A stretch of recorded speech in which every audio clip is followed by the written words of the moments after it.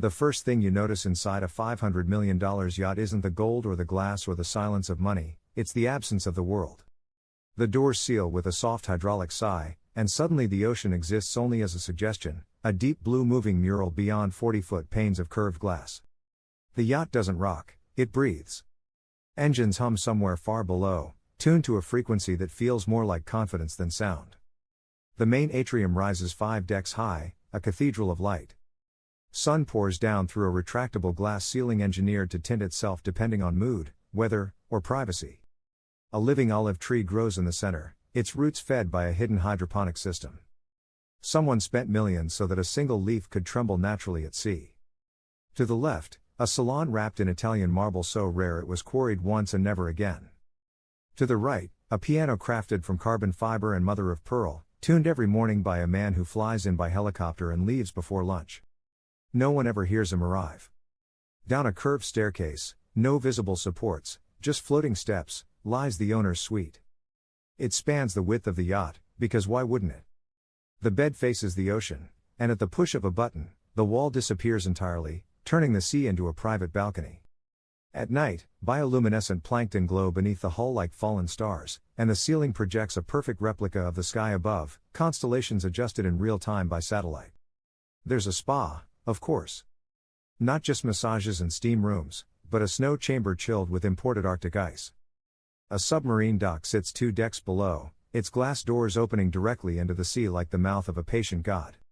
Nearby, a garage holds jet skis, tenders, and a car that has never touched land but could outrun most of it. And yet the most expensive room isn't the theater or the wine cellar stocked with bottles older than some countries. It's the observation lounge at the bow. Here, the glass curves inward, wrapping around a single chair upholstered in hand-stitched leather. No screens. No art.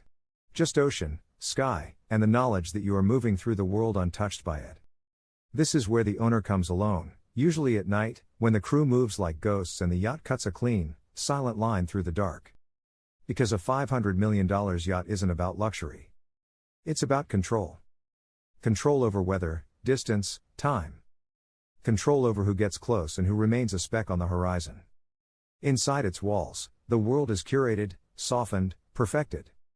But sometimes, just sometimes, the owner sits in that chair and watches the endless water and feels something money never learned how to buy, how small even $500 million looks against the sea.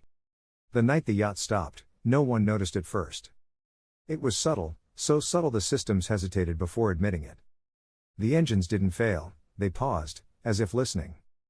The gentle vibration beneath the floors faded, and the sea, long held at a respectful distance, crept closer. Glass whispered as pressure shifted. In the observation lounge, the owner sat alone. His name was Elias Vane, though most people never spoke it without checking who was listening. He wore no watch. Time obeyed him well enough without one. The chair molded to his posture as the yacht drifted, unannounced, into stillness. A soft chime echoed through the room. "Status?" he said, not raising his voice. A presence activated, not a voice, but a modulation in the air itself. "Propulsion systems are fully operational," the yacht replied. "Captain and crew report no anomalies. External conditions are calm." "Then why aren't we moving?" Silence stretched. The kind of silence that had been engineered out of most places, yet somehow returned. "I am uncertain," the yacht finally said. Elias frowned. Uncertainty had cost him money once. He had bought his way out of it ever since. Below deck, crew members exchanged glances. The navigation officer tapped the screen harder than necessary. Every system glowed green. Satellites locked. Course steady. But the horizon, normally a slow, obedient scroll, refused to shift. It was as if the world had stopped rotating around them. Elias stood and approached the glass. The sea lay perfectly smooth, black as obsidian. No waves. No wind. No stars reflected, only darkness so deep it seemed to swallow light rather than mirror it. Then something moved. At first, it was just a distortion, like heat rising from asphalt. The water thickened, pulling inward toward a point beneath the bow. Not a whirlpool, something more deliberate. The ocean wasn't collapsing. It was making space. The yacht shuddered. Alarms began to speak all at once, polite at first, then urgent. Captain to owner, came the voice, tight now. Sir, sonar's picking up something. It's not registering mass the way it should. Elias felt a flicker of something unfamiliar. Anticipation. From the deep, a shape emerged, not rising, but unfolding. Layer by layer, like a thought forming in the dark. Lights along the hull flickered as if responding to its presence. The water around it glowed faintly, bioluminescence igniting in frantic patterns, spelling nothing Elias could read.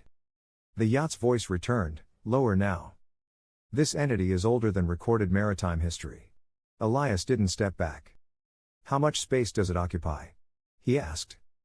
More than you can own, the yacht said. The thing beneath them shifted again, and for the first time in his life, Elias Vane understood the difference between having everything and being allowed to keep it. The glass at the bow began to frost.